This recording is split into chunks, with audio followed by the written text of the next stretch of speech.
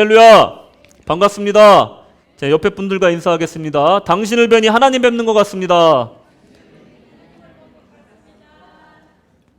자, 뒤에 분들하고도 인사하겠습니다. 당신을 뵈니 예수님 뵙는 것 같습니다. 안 친하다고 안 하면 안 됩니다. 인사하십시오. 예, 이러면서 친해지는 겁니다. 네. 자, 쫙 보니까 다들 얼굴 표정이 좋으시네요. 정말 감사하고요. 주님 앞에 나오신 우리 성도님들이 정말 주님의 복을 충만히 누리시기를 축원드립니다. 아멘. 지난 시간에 우리가 베드로가 예수님을 만나는 과정을 배웠습니다.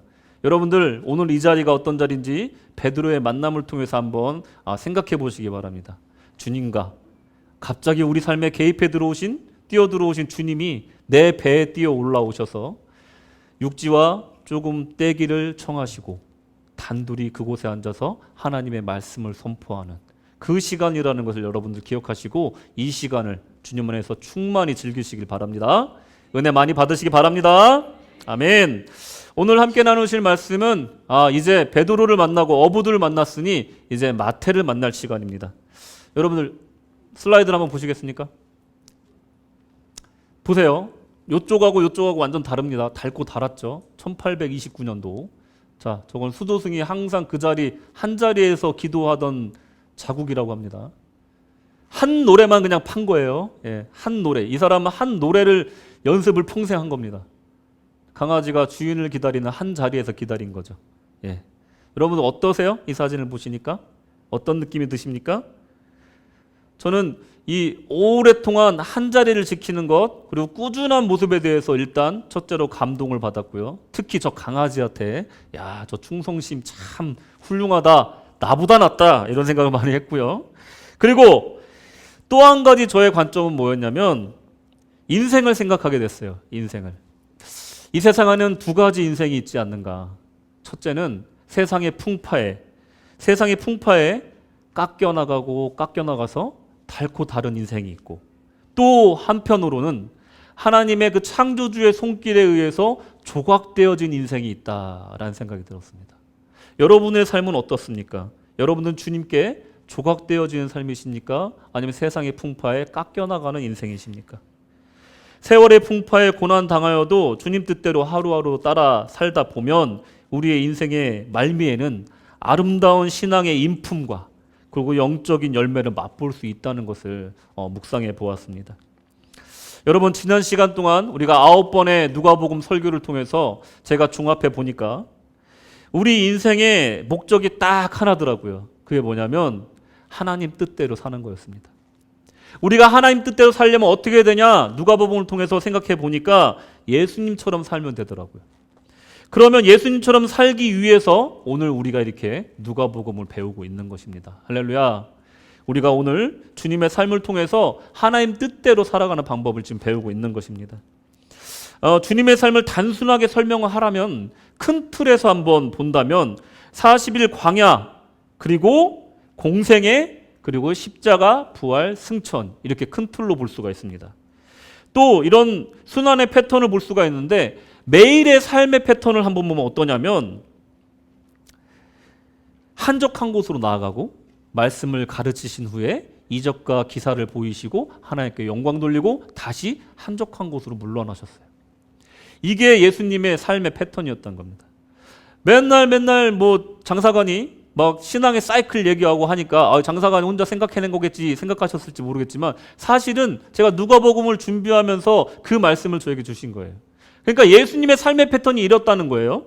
이걸 잘 기억하시기 바랍니다. 그리고 또 한 가지 누가복음의 주안점이 뭐냐면 말씀보다 앞서지 않았다는 거예요. 항상 보시면 아시겠지만 말씀을 가르치신 후에 이적과 기사를 행하셨습니다.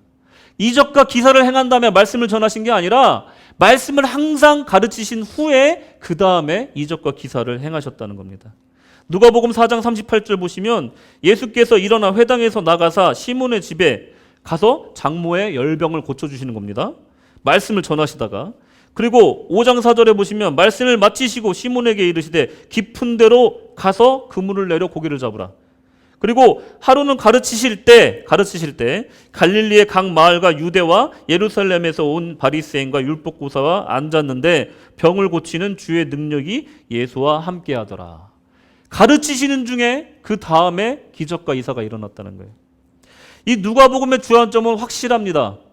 이 영적 생활을 통해서 하나님 말씀을 통해서 그 이적과 기사가 나타난다는 것이고 그 이적과 기사는 하나님의 영광을 위해서 한다는 것이니까 우리가 삶의 목적은 하나님의 영광을 위해서 산다는 것을 명확하게 보여주고 있는 누가복음의 주제인 것입니다. 오늘은 세리 마태의 이야기입니다. 그가 회개하고 새 삶을 맛보게 된 이야기를 통해 여러분의 삶을 한번 비춰보시기를 축원드립니다. 첫째로 회개와 새 시대라는 제목입니다. 본문에 레위라고 불리는 사람은 마태 복음을 쓴 저자 마태입니다. 예수님의 제자 마태입니다.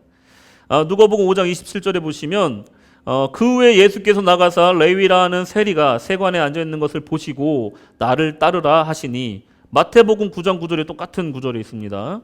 예수께서 그곳을 떠나 지나가시다가 마태라 하는 사람이 세관에 앉아있는 것을 보시고 이르시되 나를 따르라 하시니 일어나 따르니라. 마가복음 2장 14절에 보시면 또 지나가시다가 알페의 아들 레위가 세관에 앉아있는 것을 보시고 그에게 이르시되 나를 따르라 하시니 일어나 따르니라. 주님이 시몬 베드로를 부르신 과정과 마태를 부르는 과정이 굉장히 다르면서도 같습니다. 그냥 그들의 삶에 예수님께서 개입해 들어오신 거예요. 어느 날 갑자기 들어오신 거예요. 우리가 잘해서 예수님 믿은 것 같지만 지난주에도 말씀드렸지만 주님이 우리를 찾아오셨다는 거예요. 또 한 가지 우리가 잊지 말아야 될 것은 무엇이냐면 이것이 갑자기 일어난 것이 아니라는 겁니다. 우리가 지난 시간에 베드로를 오랫동안 지켜보셨던 우리 주님의 모습을 기억해 보시기 바랍니다. 성경에는 기록되어 있지 않지만 분명히 예수님도 마태를 오랫동안 지켜보셨을 것이라고 저는 생각을 합니다. 이것은 즉각적이고 또 즉흥적인 그런 부르심이 아니었다는 거예요. 여러분들 한 명 한 명 부르실 때는 분명히 소명이 있었고 사명이 있었고 주님의 섭리가 있었다는 거죠. 내가 이 자리에 앉아 있는 것조차도 사실은 내가 내 발로 왔지만 주님의 부르심에 의한 줄로 믿으시기 바랍니다. 아멘. 그래서 이 자리가 복된 겁니다. 주님이 부르신 자리, 내 힘으로 온 자리가 아니기 때문에 주님을 찬양할 수 있고 주님을 경배할 수 있는 특권을 얻었다는 것입니다. 여러분, 이 제자들을 부르는 과정은 다 다를 수 있어요. 어부를 부를 때, 세리를 부를 때, 또 나다나엘을 부를 때, 바돌로메죠. 이렇게 부를 때의 과정들이 다 다르지만 이 사람들의 반응은 항상 똑같았다는 거예요. 뭐냐면 모든 것을 버리고 일어나 따르니라. 베드로도 그랬습니다. 마태도 그랬습니다. 예수님의 부르심에 즉각적으로 온전하게 따랐다는 거예요. 그 누구도 주저하지 않았다는 겁니다. 이것이 공통적으로 나타난다는 거예요. 이 결정은요, 주님에 대한 무조건적인 신뢰를 나타내는 겁니다. 내 인생을 다 걸만한 그런 분을 만났다라는 의미입니다. 마태는 자신의 인생의 답을 찾았다라는 의미에서 큰 잔치를 엽니다. 누가복음 5장 29절을 보시면요. 레위가 예수를 위하여 자기 집에 큰 잔치를 하니 세리와 다른 사람이 많이 함께 앉아 있는지라. 여러분들 예수님을 만난 그날 언제인지 한번 생각해 보시기 바랍니다. 잔치하셨어요? 예수님 믿기로 한 날 잔치하셨습니까? 마태는요, 자기가 인생의 새로운 전환점을 만났고 새 삶을 만났다는 의미에서 회개 축하 파티를 여는 거예요. 자, 친구들을 다 모아가지고 예수님을 위해서 이 잔치를 여는 겁니다. 얼마나 기뻤으면 잔치를 했을까요? 여러분, 영주권 받으면 잔치해야지 이러신 분들 혹시 있으셨어요? 영주권 받고 잔치하신 분 있으세요? 저희는요, 너무 어렵게 영주권을 받으니까 야, 우리 영주권 받는 날 우리 파티할 거야. 이렇게 약속을 했는데 실제로 영주권을 받고 나니까 파티를 안 하더라고요. 그냥 살고 있더라고요. 일을 하다가 메일이 왔어요. 7월 1일이었는데 메일이 왔어요. 장광재 전도사님 영주권 승인 났습니다. 축하드립니다. 이렇게 메일이 왔는데 그냥 보고 한숨만 모시고 닫고 일하러 갔어요. 종이 한 장 받은 겁니다. 그런데 우리 삶 속에서 예수님을 만난다는 것은 영주권 받는 거하고는 비교가 안 되는 일입니다. 마태는요, 자기 인생이 바뀌었다는 걸 안 거예요. 이제 앞으로 전혀 새로운 삶을 살 거라는 것을 안 겁니다. 그러니 이 잔치를 벌렸던 거예요. 근데 이상한 일이 벌어져요. 이 기쁜 날 사람들이 자꾸만 와서 수군수군거리기 시작하는 거예요. 또 바리새인들과 서기관들이 갑자기 종교 지도자 높은 사람들이 와서 갑자기 비방을 하기 시작하고 손가락질을 하기 시작하는 거예요. 왜 그랬을까? 왜 그랬을까? 이유는 마태가 죄인이었기 때문입니다. 여러분, 마태는 세관에서 일하는 사람이라고 성경은 기록합니다. 그러니까 지금의 세무소예요. 호주로 따지면 ATO입니다. 거기서 일하는 사람이에요. 근데 조금 다르죠. 당시 사회 상황을 보시면 어떠냐면 로마의 치하 안에 있는 거예요. 그러니까 자기 같은 민족에게 통행세를 물고 또 세금을 걷는 역할을 하니 얼마나 안 그래도 진짜 너무 힘든데 세금을 또 떼가니 이 사람이 떼가는 건 아니지만 이 사람이 얼마나 미웠겠어요. 마치 민족의 반역자처럼 느껴졌을 거랍니다. 그런데다가 그 자리에 모인 사람들이 친구가 누구겠어요? 세리입니다. 또 그 노마를 위해서 일을 하니 그 주변에 있는 사람이 어떻겠어요? 로마 친화적인 사람이었을 거라는 거예요. 그러니 그 모임을 봤을 때 종교 지도자들이 볼 때 그 모임은 민족 반역자들의 모임처럼 보였을 거라는 거예요. 그리고 죄인들의 모임으로 보였을 거라는 겁니다. 여기서 중요한 것은 그들의 눈에는 예수님이 안 보였다는 겁니다. 내가 생각할 때 이 모임은 죄인들의 모임이야. 그러니까 비방을 막 한 겁니다. 잔치집에 막 죄를 뿌리는 거예요. 아무리 예수님 믿고 구원을 받았어도 너는 세리 마태라는 건 변함이 없어 라는 생각으로 이 사람들은 이 마태를 막 비방하는 겁니다. 아무리 개가 천선해봤자 소용없다. 너는 죄인이다 라고 계속해서 얘기하고 있는 겁니다. 누가복음 5장 31절 32절에 보시면 이 바리새인들의 비방에 대해서 예수님께서 항변하십니다. 예수께서 대답하여 이르시되 건강한 자에게는 의사가 쓸데없고 병든 자에게는 쓸데가 있나니 내가 의인을 부르러 온 것이 아니요 죄인을 불러 회개시키러 왔노라. 주님이 마태와 같은 죄인을 위해서 오셨다라고 단언하시는 겁니다. 마태가 죄인이 아니라고 얘기하는 게 아니에요. 마태는 죄인이다. 맞다. 내가 그래서 왔다라고 말하시는 거예요. 의인을 위해서 온 것이 아니라 마태와 같은 죄인을 위해서 왔다라고 얘기하시고 그들을 회개시키기 위해서 왔다라고 단언하시는 겁니다. 누가복음 5장 32절에 보시면 내가 의인을 부르러 온 것이 아니요 죄인을 불러 회개시키러 왔다. 주님이 함께 있다는 것만으로 마태는 회개하고 구원의 길을 걷기 시작했다는 것을 우리 주님께서 마태를 보증해 주시는 겁니다. 여러분, 본문에는 지난 시간에 베드로처럼 주여 저는 죄인입니다. 저를 떠나십시오 하는 이런 죄인의 고백의 기록이 없어요. 그럼 어떻게 마태가 회개했다는 것을 우리가 알 수 있을까? 주님이 죄인들과 먹고 마신다는 것에 대해서 바리새인들은 지적하고 공격했는데 그것 자체가 증거가 된다는 겁니다.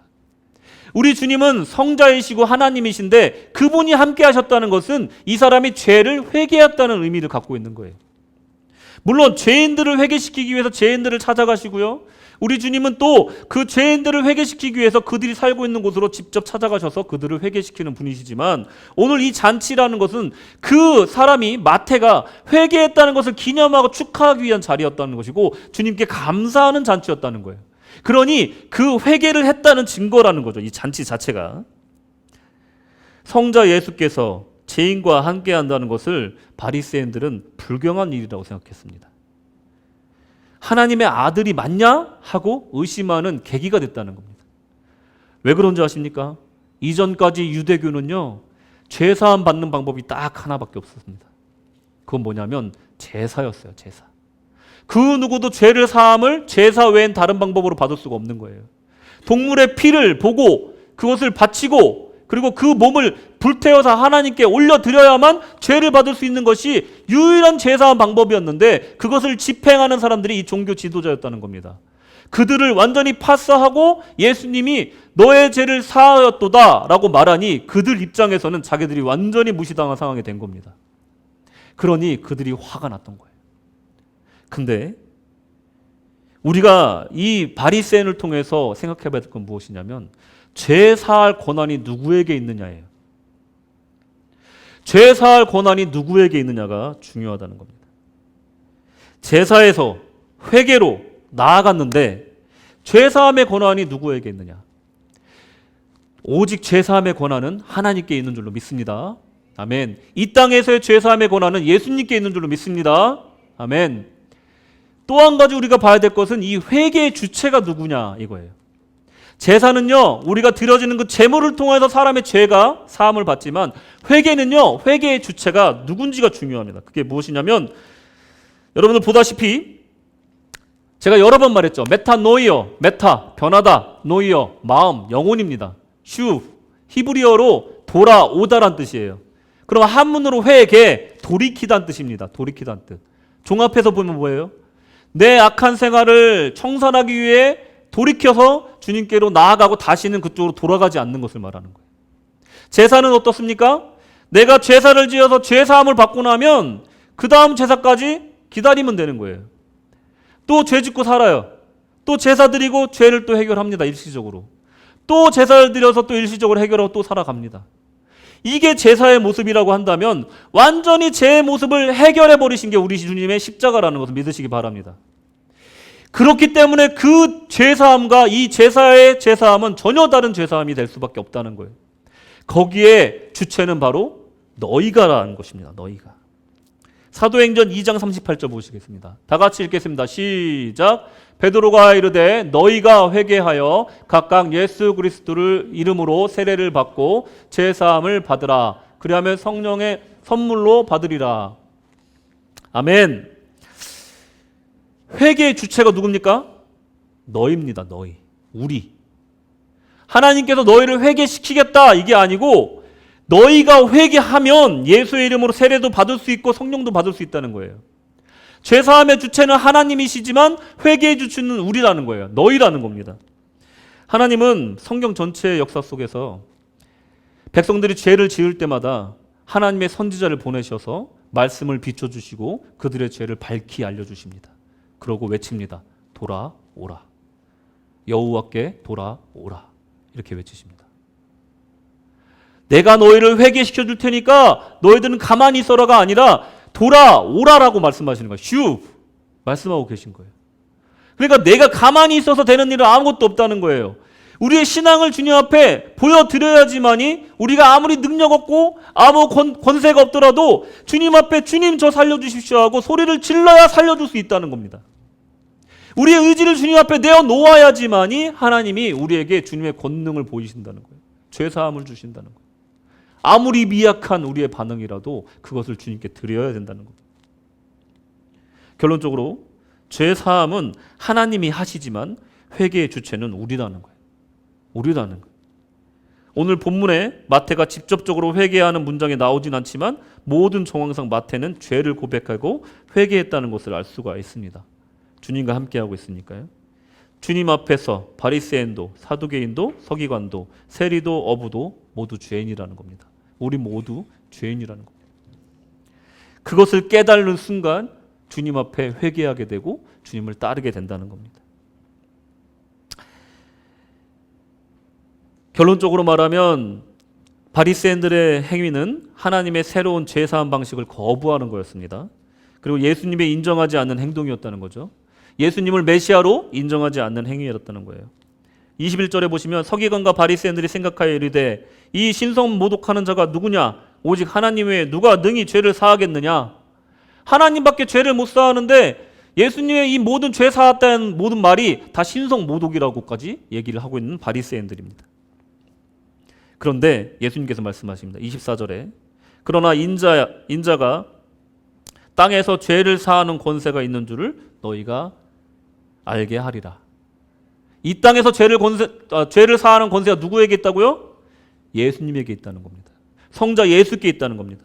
그러니 그 죄사함은 오직 하나님에게만 있다라고 말하는 거 틀린 말은 아니지만 예수 너는 아니다라고 말하는 것과 똑같다는 겁니다. 예수님을 인정하지 않고 있다는 것을 말하는 거예요. 새로운 방식 필요 없다. 우리는 하나님께 제사 드릴 거다. 우리는요 기독교인입니다. 예수님을 따르는 기독교인들입니다. 크리스찬들이에요. 우리는 유대교인이 아닙니다. 여러분 지금 제사 드리고 있나요? 여러분 지금 제사 드리고 있으세요? 유대교의 경전을 읽고 유대교의 방식대로 지금 예배 드리고 있나요? 아닙니다. 우리는 예수를 믿는 방식으로 지금 예배를 드리고 있어요. 그러니까 우리는 유대교인도 아니고 또 저는 또 제사장도 아니고 여러분들은 이스라엘 백성도 아니에요. 그저 예수님을 믿는 주님의 자녀들이고 우리 모두가 주님께 제사 드릴 수 있고 우리 죄를 구할 수 있는 대제사장들이라는 것을 믿으시기 바랍니다. 중간에 누구도 필요 없습니다. 오직 주님만 믿으면 우리는 이 모든 것들을 하나님께로 나아갈 수 있는 것입니다. 여러분들, 또 다른 방면으로 이 구절을 우리가 해석하자면 우리가 살다 보면 비방을 받을 때가 굉장히 많습니다. 비판을 받을 때도 많고요. 그럴 때 너무 낙심하지 마십시오. 우리가 하나님 뜻대로 살고 있다면 정죄를 받아도 비판을 받아도 주님이 우리 편에 서 주신다는 겁니다. 악한 영은 지금도 우는 사자처럼 우리를 삼키려고 혈안이 되어 있습니다. 문 밖에 서서 기다리고 있습니다. 그럴 때 우리는 주님은 마태를 대신해서 항변해 주셨고 대신해서 말씀해 주셨습니다. 요한일서 2장 1절에 보시면 나의 자녀들아 내가 이것을 너에게 쓰면 너희로 죄를 범하지 않게 하려 함이라. 만일 누가 죄를 범하여도 아버지 앞에서 우리에게 대언자가 있으니 곧 의로우신 누구라고요? 예수 그리스도. 우리의 대언자 되신다는 거예요. 그 어떤 비방도 그 어떤 정죄도 우리가 주님의 보혈의 피로 그 능력에 의지해서 죄사함 받았다는 것, 회개했다는 것을 정죄할 수가 없다는 겁니다. 우리 구원받은 백성이라는 것을 누구도 꺾을 수 없다는 겁니다. 그리스도의 사랑에서 우리를 끊을 수가 없다는 것입니다. 할렐루야! 주님이 우리의 대언자 되신다는 거예요. 억울한 일 많으시죠? 시시비비 가리지 마시고 주님께 맡기십시오. 우리를 대신해서 항변하여 주실 것입니다. 우리를 대신해서 싸워 주실 겁니다. 누가복음 5장 24절에 나와 있는 것처럼 죄사함의 권세를 가지고 계신 주님을 인정하는 것이 그것이 우리가 영적인 싸움에서 이기는 방법이라는 것입니다. 더 나아가서 우리가 또 생각해 봐야 될 또 다른 방면은 무엇이냐면 섣불리 형제 자매를 비방하지 마시기를 권면드립니다. 여러분, 선악과 사건을 기억하시죠? 너무너무 중요한 사건이죠. 어떻게 해석하고 계십니까? 여러분 삶 속에서 선악과는 어떤 의미이십니까? 선악과를 먹고 우리가 어떻게 됐죠? 인류 최초 시조가 선악과를 먹고 어떻게 됐습니까?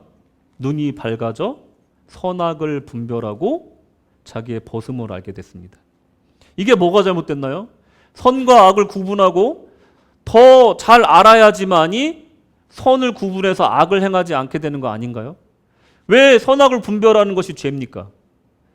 이것이 죄인 이유는 단 한 가지, 선악을 분별하는 재판관은 오직 하나님뿐이 인정되지 않기 때문입니다. 사람은요, 아무리 공정하게 분별하려고 해도 자기의 주관이 들어가게 되어 있습니다. 그리고 자기 쪽으로 판단하게 되어 있습니다. 그러니 그 모든 판단을 내가 하는 것 자체가 하나님의 뜻에 어긋난다는 거예요. 어떤 사람은요, 내가 볼 때 정말로 못된 사람이고 엉망진창인 사람처럼 보일 수가 있어요. 근데 이 사람이 어디론가 성장해 나가는 과정 속에 있었던 걸 수도 있다는 거예요. 나중에 봤더니 아주 훌륭한 사람, 훌륭한 믿음의 사람이 돼 있을 수도 있다는 거예요. 내가 본 것은 이 파트만 본 겁니다. 반대로 너무 좋은 사람이야. 인격도 좋고 인상도 좋고 첫인상도 너무 좋아서 좋게 지냈어. 근데 지나고 봤더니 아주 악한 사람인 경우도 있다는 거예요. 그러니 삶을 살면서 우리가 속단하지 말아야 될 것은, 또 판단하지 말아야 될 것은 우리가 이렇게 부족한 악의 본성을 갖고 있는 연약한 인간이기 때문이라요.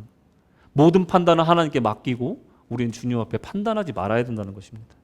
바리새인과 서기관들이 그것을 못하고 자기들의 경험과 지식과 자기들의 생각에 의지해서 구세주를, 메시아를 무시해버리는 그런 행동을, 이런 무서운 행동을 하게 되었다는 것입니다.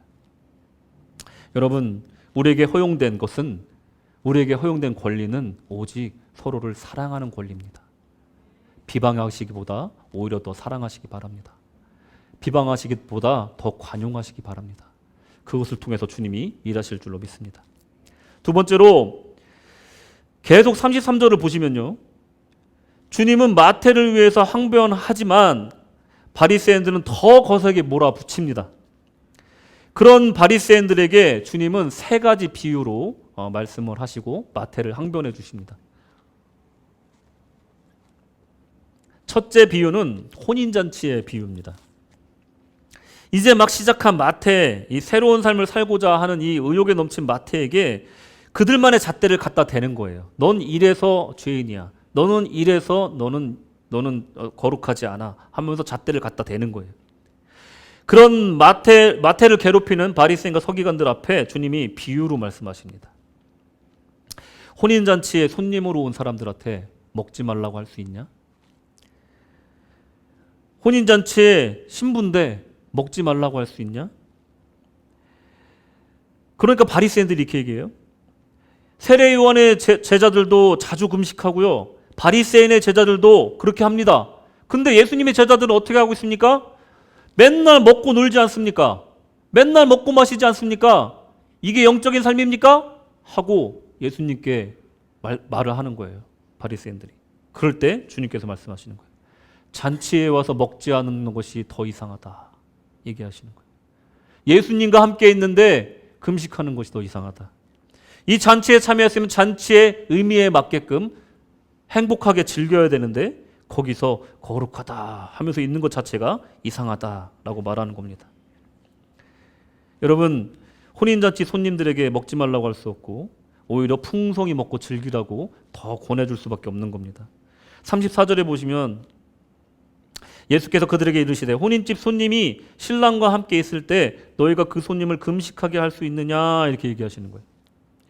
이것은 마치 저는 이 말씀을 생각하면서 이 바리새인들을 보면서 어떤 비유가 또 생각났냐면 탕자와 탕자의 형이 생각이 났어요.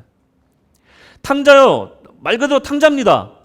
아버지의 재산을 들고 나가서 타지에서 다 탕진하고 들어와서 이제 뭐 하인으로라도 좀 써주십시오 하고 들어오는 그 동생을 볼 때 이 형이 얼마나 얄미웠겠어요. 근데 아버지는요, 버선발로 동네 여기까지 뛰어가서 옷을 갈아입히고 가락지를 끼워주고 그리고 살진 송아지를 잡아서 잔치를 벌여주고 기뻐하며 같이 춤추고 축하합니다. 그걸 보면서 큰 형이 뭐라고 하냐면 아버지 저 나쁜 아들을 위해서 이렇게 잔치를 벌이십니까? 저는 저 아들이 없는 동안 아버지를 보필하고 그리고 아버지와 함께했고 아버지와 함께 같이 일을 했는데 저한테 한 번도 염소 한 마리도 잡아주신 적이 없는데 저 나쁜 아들을 위해서 이렇게 잔치를 벌리시니까 살진 송아지를 잡으십니까? 정말 서운합니다. 이렇게 얘기를 하죠. 여러분, 정말로 그 아들이 아버지를 생각하는 효자였다면 어떻게 반응해야 됐을까요? 그 아들은 자기의 분깃을 생각한 거예요. 진정으로 아버지의 마음을 품은 아들이라면 어떻게 해야 될까요? 아버지, 제가 이렇게 좋은데 아버지는 얼마나 좋으시겠어요?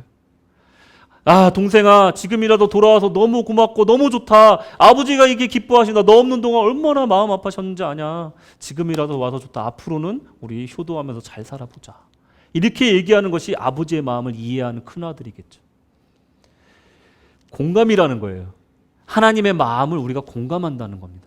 하나님의 마음이 어떤지를 우리가 곰곰이 생각해보고 그 마음에 맞추려고 하는 것, 노력이 그게 바로 영성이라는 거예요. 아버지 뜻대로 살아간다는 것이 바로 영성이라는 겁니다. 여러분, 자녀들을 칭찬하실 때 어떻게 칭찬하십니까? 100점 맞고 와서 100점 맞았어. 역시 내 아들. 역시 나 닮아서 똑똑해. 이렇게 칭찬하십니까? 만약에 여러분의 아들이나 딸이 수학 점수가 40점 맞아서 왔는데 엄마, 아빠, 나 40점 맞았어 하고 즐거워하고 있다가 어떻게 하시겠어요? 꿀밤을 이렇게 야 40점 창피하지도 않아 이렇게 하시지 않을까요? 근데 이럴 때 가장 좋은 칭찬법이 뭔지 아세요? 공감해 주는 거예요. 더 잘할 수 있게 공감해 주는 거예요. 뭐냐면 야, 너 지난번에 10점 맞았는데 40점 맞았어? 야, 내가 좋은데 너는 얼마나 좋겠니?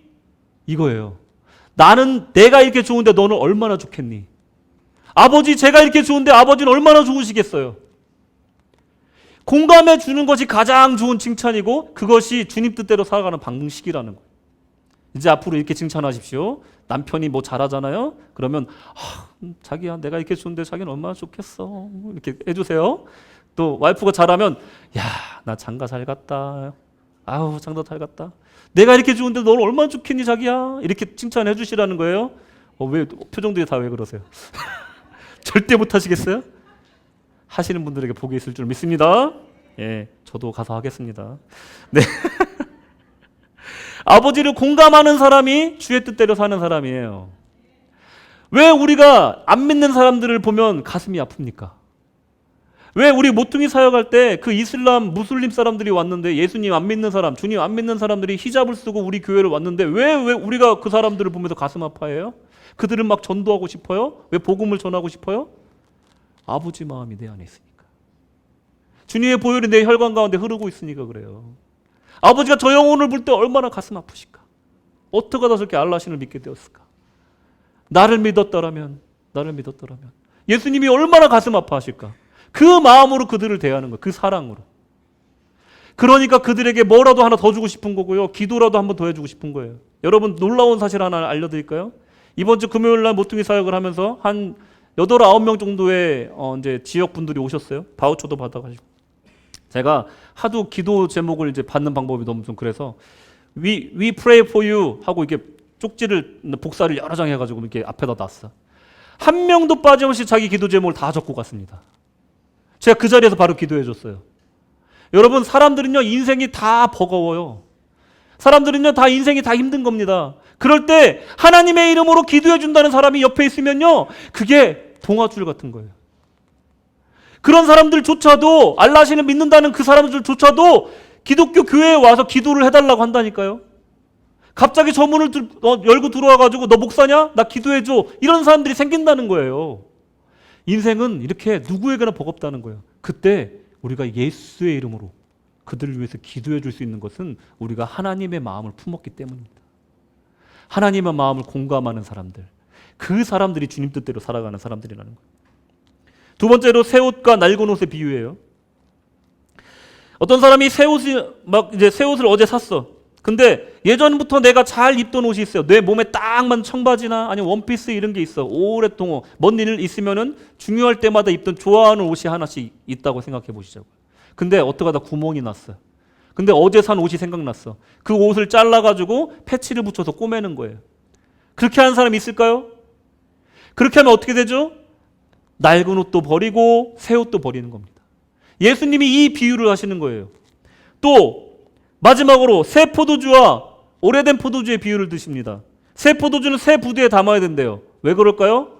여러분 포도주 다 드셔보셨잖아요. 안 넘어가시네. 야, 잘하셨어요. 근데 여러분 한 가지 더 질문하면 오래된 포도주가 더 맛있습니까? 아니면 새 포도주가 더 맛있습니까? 야, 걸려들었어. 다 드셔보신 거예요? 오래된 포도주가 맛있다는 건 누구나 다 압니다. 그죠? 누구도 새 포도주, 어저께 짠 포도주를 그 비싼 오래된 포도주에 섞지 않아요. 누구도 그렇게 안 해요. 새 포도주는 새 부대, 오래된 포도주는 오래된 부대. 왜 그렇습니까? 새 포도주는요, 발효돼야 돼요. 더 성숙해야 돼요. 자리 잡아야 돼요. 가스가 나옵니다. 만약에 낡은 부대에다가 새 포도주를 담으면 이 부대가 터진다는 거예요. 가스 때문에. 그래서 아예 못 먹게 된다는 겁니다. 여러분, 오래된 포도주가 맛있죠. 그리고 오래 입은 옷이 편합니다. 이게 잘못됐다는 게 아니에요. 옛날 것이라고 다 나쁜 게 아니잖아요. 그죠? 그런데 예수님께서 말씀하시고 싶은 건 뭐냐면 그 시대가 지났다라는 걸 말씀하시고 계신 거예요. 이제는 제사의 시대가 지나고 예수님의 보혈의 시대가 왔다. 성령의 시대가 왔다라는 것을 지금 말하고 있는 겁니다.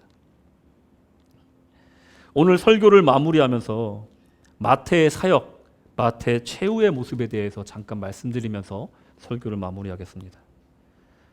마태는요, 제자가 된 후에 예수님 승천하신 후에 에디오피아, 파르티아, 페르시아, 마게도니아 등지를 다니면서 복음을 전했는데 주로 중산층 아니면 고위급 이런 사람들을 만나서 전도를 해요.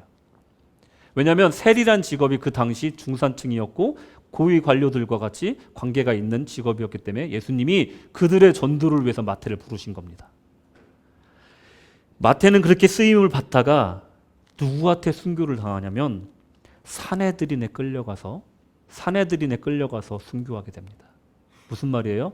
바리새인, 서기관, 사두개인에게 끌려가서 순교를 당한다는 거예요.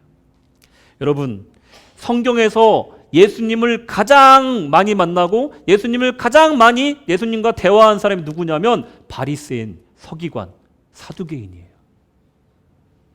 마태는 회개해서 제자가 됐는데 영광의 순교를 했는데 반대로 바리새인, 서기관, 사두개인은 회개하지 못하고 오히려 주님의 제자를 순교시키는 역할을 감당했다는 거예요.